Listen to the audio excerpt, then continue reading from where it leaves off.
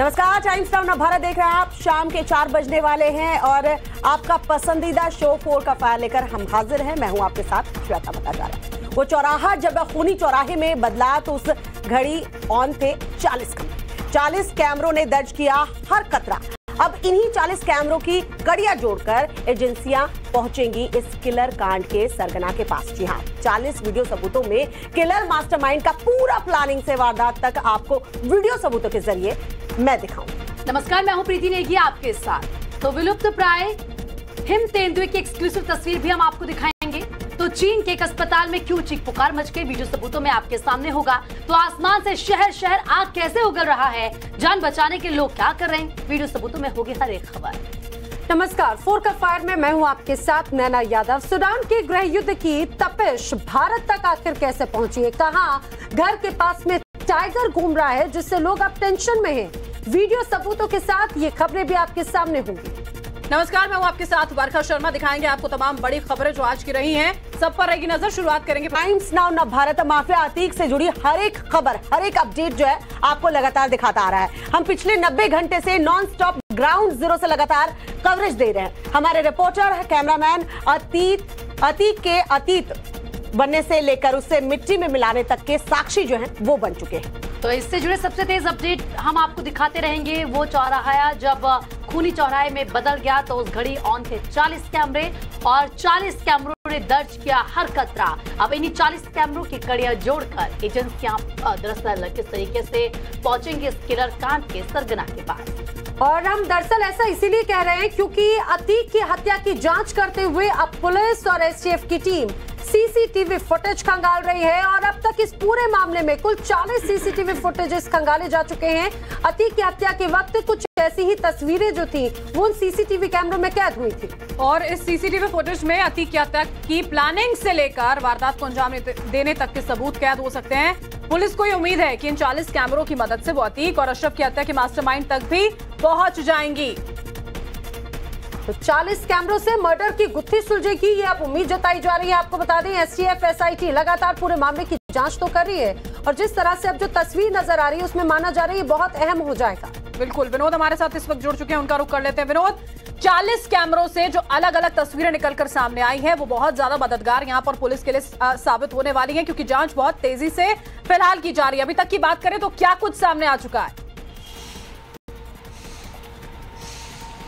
बिल्कुल, देखिए जानकारी देने से पहले आपको थोड़ा तस्वीरें दिखाता हूँ। ये हम उस वक्त उसी जगह पर है जहाँ पे ये पूरा जो शूट आउट हुआ था, ये वही अस्पताल है और यहाँ जो कैमरे लगे हैं, आपको कैमरे दिखाते हैं एक बार, जिसमें पूरी जो कहानी है वो कैद हुई है। ये सीसीटीवी कैमरा आप देख सकते हैं, इसी कैमरे से जो इसी अस्पताल का डीवीआर जो है पुलिस लेके गई है इसमें कैद हुआ है। इसके अलावा आपको आगे दिखाते हैं जिन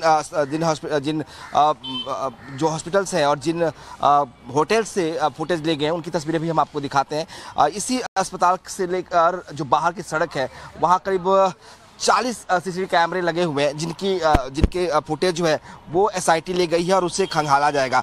दरअसल इसके पीछे का मकसद है कि जो आरोपियों ने दावा किया था पुलिस के सामने कि वो यहाँ पर 2 दिन पहले भी आए थे, रेकी लगातार कर रहे थे, ये वो इलाका है। बिल्कुल ये स्टेशन का रोड है, यहाँ से स्टेशन करीब 500 मीटर दूर है और स्टेशन से लेकर यहाँ तक तमाम होटल्स हैं, लॉज हैं और इन्हीं में कहा गया कि वो दोनों आरोपी भी होटलों में रुके हुए थे। 2 होटल्स जिस पर पुलिस ने छानबीन की थी, उसके बाद से अब इस इलाके में जितने कैमरेज लगे हैं सीसीटीवी कैमरेज, उन सब के फुटेज पुलिस निकाल रही है जांच करने के लिए कि क्या वो रेकी करने उसी दिन आए थे, उससे पहले भी आए थे, क्या उन्होंने यहाँ रेकी की थी, साथ ही उनके साथ कोई और भी शख्स था या नहीं था। तो ये तमाम जो पहलू है उनको जानना ज़रूरी है। इसीलिए जैसे इस पूरे मामले में एसआईटी का गठन हुआ, एसआईटी सबसे पहले यहाँ पहुँची और उसने पहले हॉस्पिटल से जो है फुटेज लिए, उसके बाद अब इस इलाके में जितने भी दुकान है, होटल्स है, लॉजेस हैं, उन सभी के फुटेज निकाल लिए हैं। 40 फुटेज जो है अभी तक जो है 40 जगहों से जो है वो फुटेज लिए गए हैं और उनको जो है एनालिसिस किया जा रहा है कि आखिर इनकी तस्वीरें किन किन कैमरों में कैद हुई हैं, कब कब हुई हैं, किसके किसके साथ हुई हैं। बिल्कुल विनोद, देखिए लेकिन सवाल जब पुलिस पर खड़े हो रहे हैं विनोद, तो यहाँ जाहिर सी बात है पुलिस को भी ये देखना होगा कि जल्द से जल्द गुड्डू मुस्लिम जैसे हाथ नहीं आया, शाइस्ता का पता नहीं चल पा रहा, सरेंडर करेगी नहीं करेगी, दबिश दी जा रही है। प्रयागराज में ही बात करें तो कल के दिन ही अलग अलग जगहों पे दबिश दी गई है, लेकिन शाइस्ता भी पुलिस के हत्थे नहीं चढ़ी है। तो ऐसे में कई सवाल पुलिस के ऊपर उठ रहे हैं और जाहिर सी बात है पुलिस को भी जल्द से जल्द गिरफ्तारियां करनी होंगी ये दिखाने के लिए। बिल्कुल, शुक्रिया आपने सही कहा, क्योंकि लगातार विनोद तो बने हुए, लेकिन फिलहाल बहुत बहुत शुक्रिया। आगे बढ़ते हुए बता दें कि उमेशपाल हत्याकांड के बाद से अतीक का शूटर बमबाज गुड्डू मुस्लिम फरार चल रहा है। दबिश के बाद भी पुलिस अब तक उसे पकड़ पाने में नाकाम रही है। अतीक की हत्या के बाद में गुड्डू मुस्लिम ही एक ऐसा शख्स है, उसके काले साम्राज्य के सारे भेद वो खोल सकता है। अब ऐसे में SIT ने गुड्डू मुस्लिम की तलाश भी तेज कर दी है। और असद के एनकाउंटर के बाद गुड्डू मुस्लिम की आखिरी लोकेशन कर्नाटक में मिली थी। माना यह जा रहा है कि गुड्डू बार बार अपनी लोकेशन बदल रहा है, लेकिन पुलिस की बढ़ती दबिश के आगे गुड्डू मुस्लिम कब तक बच पाएगा ये कहना मुश्किल है।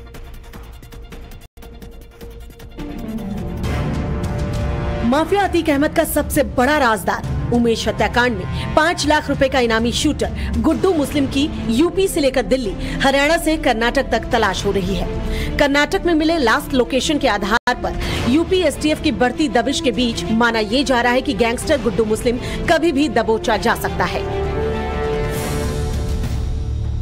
आखिरकार अतीक के अंत के बाद भी पुलिस गुड्डू मुस्लिम के पीछे क्यों पड़ी है, आप जानेंगे तो हैरान रह जाएंगे। दरअसल गुड्डू मुस्लिम कॉन्ट्रैक्ट किलर है, देसी बम बनाने में एक्सपर्ट है, अंडरवर्ल्ड में बमबाज के नाम से मशहूर है। 15 साल की उम्र में अपराधी बना गुड्डू मुस्लिम कई माफियाओं के साथ ये काम भी कर चुका है। वैसे तो गुड्डू मुस्लिम कई माफियाओं के साथ काम कर चुका है, लेकिन अतीक उसके लिए हमेशा खास रहा। अतीक अहमद ने जब भी गुड्डू मुस्लिम से संपर्क साधा, गुड्डू ने अतीक के काम को अंजाम तक पहुंचाया। कहा तो ये भी जा रहा है कि गुड्डू मुस्लिम ही अतीक और ISI के बीच का सबसे बड़ा राजदार है। अतीक अहमद की पत्नी शाइस्ता परवीन को अपराध की दुनिया में जितना कम आंका गया, वो उससे कहीं ज्यादा बढ़कर शातिर और खतरनाक निकली। शाइस्ता पेशेवर अपराधी की तरह पुलिस को लगातार चकमा दे रही है, और इतना ही नहीं, इस बात का भी खुलासा हुआ है कि शाइस्ता अपने पति अतीक के लिंक को खंगालकर अंडरवर्ल्ड लिंक का इस्तेमाल कर भागने की फिराक में है।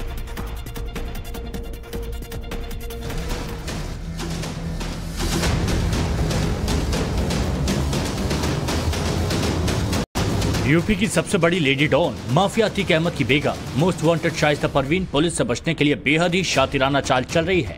वो कहां है, किसके घर है, कौन है वो जिसकी मदद से शाइस्ता अंडरग्राउंड है। उमेशपाल हत्याकांड की साजिश में शामिल रही शाइस्ता का घर परिवार बर्बाद हो चुका है, जबकि माफिया पति अतीक और गैंगस्टर देवर अशरफ की भी हत्या हो चुकी है। बावजूद इसके चकिया की बेताज क्वीन न कब्रिस्तान पहुंची, न ही पुलिस के सामने सरेंडर किया। चुनावी जलसों में मगरमच्छ के आंसू बहाने में माहिर अतीक की फरार पत्नी शाइस्ता को लेकर जो बड़ी जानकारी सामने आई वो होश उड़ाने वाली है। सूत्रों के मुताबिक शाइस्ता परवीन पुलिस से बचने के लिए अंडरवर्ल्ड लिंक का इस्तेमाल कर रही है। लोकल नेटवर्क के तबाह हो जाने पर इंटरनेशनल लिंक का इस्तेमाल हो रहा है। अब अतीक के भरोसेमंद और करीबियों से भी शाइस्ता का भरोसा उठ गया। मौका मिलते ही देश छोड़ दूसरे मुल्क भाग सकती है शाइस्ता। अपराध की दुनिया में कदम कदम पर अतीक का साथ देने वाली शाइस्ता की नजर यूपी और दूसरे राज्यों में फैले अतीक के काले साम्राज्य पर भी है। जिस साम्राज्य को अतीक ने खड़ा किया उसे शाइस्ता भी सींचती आई है। ऐसे में खबर तो ये भी है कि शाइस्ता हर हाल में अतीक के काले साम्राज्य की क्वीन बनना चाहती है, जिसके लिए शाइस्ता सुरक्षित ठिकानों की तलाश में है ताकि वहीं से अतीक गैंग की विरासत संभाल सके। दरअसल उमेशपाल हत्याकांड के बाद से शाइस्ता पुलिस को चकमा दे रही है। वो लगातार लोकेशन बदलती जा रही है और अपने नेटवर्क का इस्तेमाल कर पुलिस की पकड़ से अभी तक दूर है। आखिरकार पुलिस शाइस्ता तक क्यों नहीं पहुंच पा रही है, इस बात का खुलासा खुद STF के DGP ने टाइम्स ऑफ भारत पर किया है। DGP ने शाइस्ता को लेकर क्या कहा है, सुनिए। अपराध की दुनिया का खुकार यूपी का दुर्दांत माफिया अतीक अहमद दूसरों की जमीन हड़पने के लिए कुख्यात रहा। इस काम में उसकी पत्नी लेडी डॉन शाइस्ता परवीन भी भागीदार रही। शाइस्ता पर भी लोगों को डराने धमकाने के कई मामले दर्ज हैं। जराइम की दुनिया की लेडी क्वीन शाइस्ता परवीन उमेशपाल हत्याकांड के बाद से फरार है। शाइस्ता को पकड़ने के लिए पुलिस ने 50,000 के इनाम की घोषणा की, लेकिन अब तक शाइस्ता पुलिस की गिरफ्त से दूर है। ऐसी क्या वजह है कि शाइस्ता पुलिस की पकड़ से दूर है? STF DIG ने खुद बताया। शाइस्ता परवीन के बारे में भी हम लोग की टीमें लगी हुई हैं।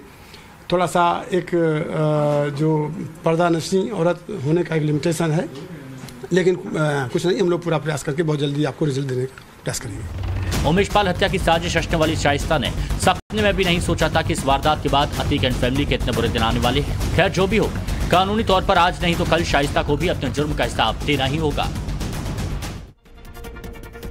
और अतीक अशरफ हत्याकांड के तीनों आरोपियों को देखिए, आज कोर्ट में यहाँ पर पेश किया गया, जहां से कोर्ट ने उन तीनों आरोपियों को 4 दिनों की SIT रिमांड पर भेज दिया है। जी, आरोपियों की रिमांड मिलने के साथ ही अब अतीक अशरफ हत्याकांड से जुड़े कई ऐसे राज हैं। माना जा रहा है कि इन तीनों आरोपियों से उन सभी राजों को उगलवाया जाएगा। और टाइम्स नाउ भारत के पास सवालों की एक्सक्लूसिव जानकारी भी है, जो अतीक हत्याकांड से जुड़े सारे राज खोल देंगे। अरुण मौर्य, सनी सिंह और लवलेश तिवारी, ये तीनों वही शूटर हैं जिसने महज 9 सेकंड के भीतर ताबड़तोड़ गोलियां बरसाकर माफिया अतीक अहमद और उसके भाई अशरफ की हत्या कर दी थी। आज जबरदस्त सुरक्षा के बीच अतीक हत्याकांड के तीनों आरोपी को प्रयागराज कोर्ट में पेश किया गया, जिसके बाद कोर्ट ने इन आरोपियों को SIT की कस्टडी में भेज दिया। ऐसे में SIT की टीम तीनों शूटर से वो सारे राज उगलवाएगी, जिसकी वजह से सरेआम पुलिस कस्टडी में अतीक हत्याकांड को अंजाम दिया गया। टाइम्स नाउ भारत के पास उन सवालों की एक्सक्लूसिव लिस्ट है, जिसके मुताबिक सवाल नंबर 1, अतीक अशरफ को क्यों मारा?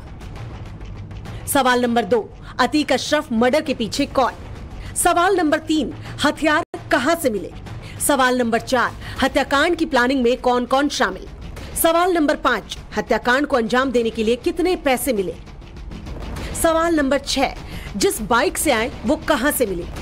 सवाल नंबर 7, पहले किसी माफिया के लिए काम किया है? सवाल नंबर 8, हत्या के बाद भागे क्यों नहीं?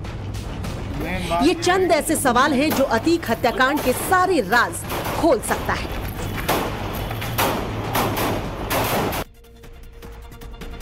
अपराध की दुनिया में कदम रखने के साथ ही अतीक अहमद अपने साम्राज्य के विस्तार में जुट गया। उस साम्राज्य में अतीक के वे काले कारोबार भी शामिल है, जिसे उसने जबरन अपना नाम करवाया।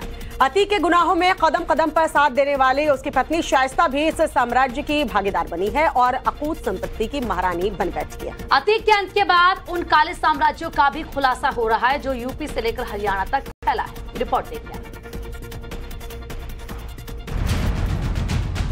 जुर्म की दुनिया में रहते हुए अतीक अहमद ने अकूत संपत्ति बनाई। जिस जमीन या प्रॉपर्टी पर अतीक की नजर पड़ी, उस जमीन को अतीक ने हर हाल में हासिल किया, फिर चाहे इसके लिए किसी बेकसूर की जान ही क्यों ना लेनी पड़े। यूपी हो या दिल्ली, महाराष्ट्र हो या गुजरात, अतीक के अरबों का साम्राज्य हरियाणा तक फैला है। अतीक के जेल जाने के बाद से उसकी पत्नी शाइस्ता के हाथ ही काले कारोबार की कमान थी। इस दौरान शाइस्ता ने अतीक के नक्शे कदम पर चलते हुए न सिर्फ साम्राज्य को बढ़ाया, बल्कि प्रयागराज से लेकर गुरुग्राम तक कई प्रॉपर्टीज बनाई। STF को अतीक और शाइस्ता की गुरुग्राम की कई रियल एस्टेट कंपनीज के बारे में पता चला, जिसमें अतीक के नाम से फना एसोसिएट प्राइवेट लिमिटेड गुरुग्राम में ही है, जबकि इसी नाम से दूसरी कंपनी भी है जो शाइस्ता के नाम से रजिस्टर्ड है। गुरुग्राम में ही जाफरी एस्टेट लिमिटेड का रियल एस्टेट का बड़ा कारोबार है, जिसकी मालकिन शाइस्ता है। वही शाइस्ता के भाई फारूक और जकी के नाम से MJ infra green private limited, MJ infra housing, MJ infra state housing private limited भी गुरुग्राम में ही है। प्रयागराज में अतीक और शाइस्ता के फैले काले साम्राज्य की बात करें तो STF को 1000 स्क्वायर हेक्टेयर से ज्यादा की जमीन का पता चला है, जो बड़ी हाउसिंग प्रोजेक्ट में शामिल है। जांच के दौरान STF को कुछ दस्तावेज और कॉल रिकॉर्ड्स भी मिले, जिसके अनुसार अतीक अपने बेटों को इन कंपनियों में निदेशक बनाना चाहता था। चलिए खबरों में आगे बढ़ते हैं। सूडान में गृह युद्ध इस कदर तेज हो चुका है कि अब तक 200 लोगों की जान जा चुकी है, जबकि 1800 से ज्यादा लोग यहां पर घायल हो चुके हैं। सूडान में चल रही गृह युद्ध की आग की तपिश भारत भी पहुंच रही है। सूडान में फंसे भारतीयों को लेकर कर्नाटक कांग्रेस के नेता सिद्धारमैया ने ट्वीट किया तो सियासत गरमा गई। दिखाते हैं आपको पूरी खबर। सूडान पर नियंत्रण को लेकर सेना और अर्धसैनिक बल आमने सामने नजर आ रहे हैं। पिछले कई दिनों से जारी गृह युद्ध थमने का नाम नहीं ले रहा। खूनी संघर्ष में अब तक 200 लोगों की जान गई है। हवाई हमलों की वजह से अस्पताल भी क्षतिग्रस्त हो गए हैं, जिससे कि स्वास्थ्य सेवाओं और खाद्य आपूर्ति पर भी असर पड़ा है। ये युद्ध सशस्त्र बलों के कमांडर अब्देल फतह अल बुरहान और रैपिड सपोर्ट फोर्स के प्रमुख जनरल मोहम्मद हमदान दागलो के बीच छिड़ा है। एक हफ्ते से चल रहे सत्ता संघर्ष ने शनिवार को घातक हिंसक रूप ले लिया। खातून में जारी हिंसा के बीच भारतीय दूतावास ने भारतीयों को घरों से न निकलने की सलाह दी। खातून में गोली लगने से एक भारतीय की मौत भी हुई है। सूडान में करीब 4000 भारतीय रहते हैं। इस मुद्दे पर देश में सियासत शुरू हो गई है। कर्नाटक कांग्रेस के नेता और पूर्व सीएम सिद्धरमैया ने कहा था कि कर्नाटक के हक्की पिक्की जनजाति के 31 लोग सूडान में फंसे हैं। मैं प्रधानमंत्री मोदी, केंद्रीय गृह मंत्री अमित शाह, विदेश मंत्री एस जयशंकर से तुरंत हस्तक्षेप करने और उनकी सुरक्षित वापसी सुनिश्चित करने का आग्रह करता हूं।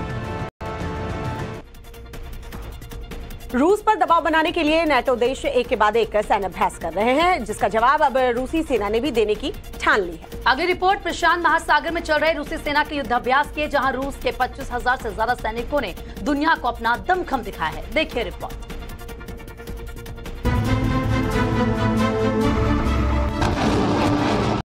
समंदर में युद्धपोतों की गश्ती, आसमान में लड़ाकू विमानों की गरज। तस्वीरें प्रशांत महासागर में चल रही रूसी नौसेना के युद्धाभ्यास से सामने आई, जहां रूसी परमाणु पनडुब्बियों का निरीक्षण अपने अंतिम चरण में पहुंच चुका है। ये तस्वीरें रूसी रक्षा मंत्रालय ने साझा की है। दरअसल रूस और यूक्रेन के बीच बीते साल फरवरी से युद्ध जारी है और ऐसे में रूस अपनी सेनाओं को मैदान जंग के लिए तैयार करने में कोई कसर नहीं छोड़ रहा। वहीं एक्सपर्ट्स की माने तो नाटो देशों के संयुक्त सैन्याभ्यास के चलते रूसी सेना भी दुनिया को इन युद्धाभ्यासों के जरिए सैन्य दमखम दिखाना चाहती है। जानकारी के अनुसार इस मिलिट्री में रूसी सेना के 25,000 जवान, नौसेना के 167 लड़ाकू पनडुब्बियों और 12 युद्धपोत शामिल हुए, जबकि रूसी वायुसेना के 79 फाइटर जेट्स ने इसमें हिस्सा लिया। और अब आपको इटली की खबर बताते हैं, जहां पर कस्टम विभाग ने समंदर से अब तक का सबसे बड़ा जखीरा बरामद किया है। लेकिन अगर आप ये सोचकर कंफ्यूज हो रहे हो कि आखिर समंदर के बीचों बीच तैरते जखीरे तक कोस्ट गार्ड की टीम पहुंची कैसे, दिखाते हैं आपको हमारी खास रिपोर्ट।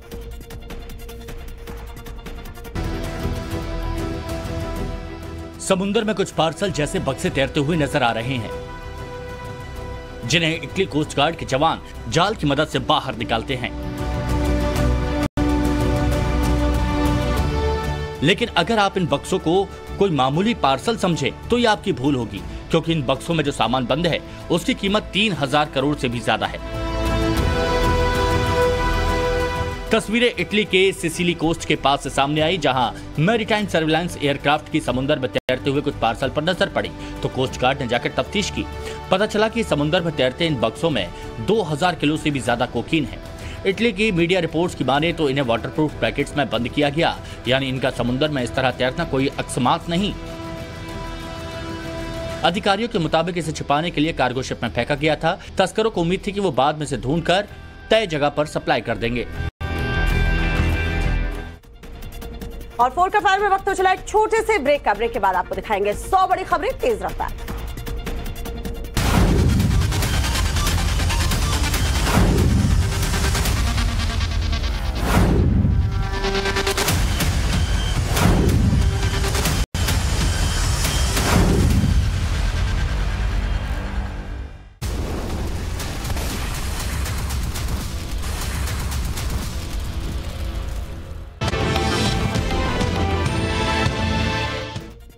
ब्रेक के बाद बहुत स्वागत है आपका। कर्नाटक के मैसूर में पटाखा फैक्ट्री में भीषण आग लग गई। धमाका इतना जोरदार था कि कई किलोमीटर तक उसकी आवाज सुनाई दी। हेब्बाल इलाके में यह हादसा हुआ है और इस हादसे की खबर लगते ही फायर ब्रिगेड की टीम मौके पर पहुंची। देखिए किस तरह से धुएं का गुबार दूर से नजर आ रहा है। एक्सक्लूसिव तस्वीर टाइम्स ऑफ भारत पर।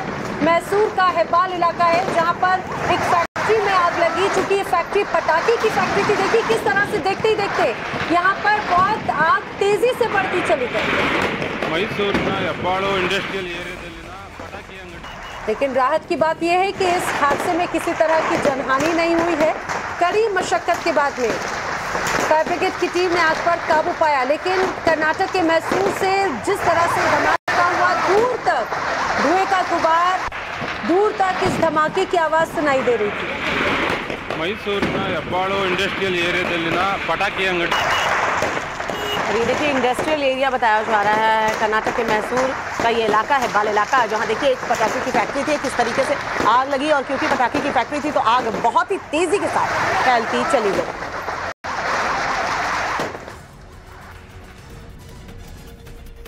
और इसी के साथ इस बुलेटिन में फिलहाल इतना ही। आगे देखिए राष्ट्रवाद।